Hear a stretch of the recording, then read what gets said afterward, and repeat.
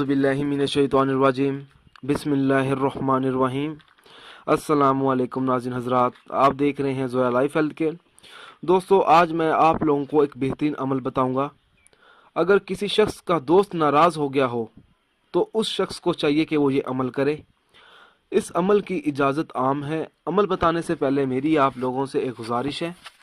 दोस्तों, इस अमल को आप लोगों ने सिर्फ़ और सिर्फ जायज़ मकसद के लिए इस्तेमाल करना है, नाजायज़ मकसद के लिए हरगिज़ इस्तेमाल नहीं करना, वरना कोई फ़ायदा नहीं होगा।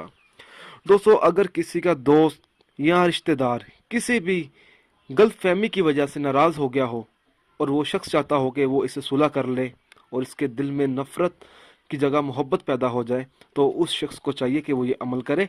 अमल इस तरह से शुरू करना होगा।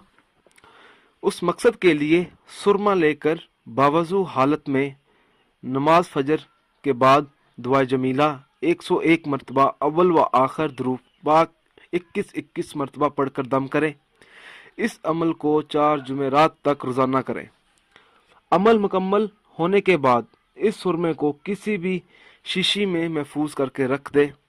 फिर ज़रूरत के वक़्त नमाज ज़ोहर के बाद इस सुरमे में थोड़ा सा सुरमा अलहदा निकाल कर इस पर नाराज़ होने वाले का और अपना तसव्वुर करके 101 मरतबा दुआ जमीला पढ़कर दम करें और फिर ये सुरमा अपनी आंखों में लगाकर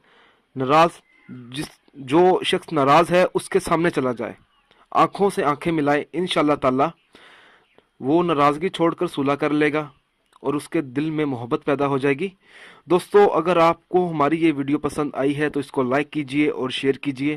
साथ ही मेरे channel Zoya life health care को सब्सक्राइब करना हरगिज़ ना भूलें, ताकि आपको आगे आने वाली वीडियोज़ की मालूमात मिलती रहे।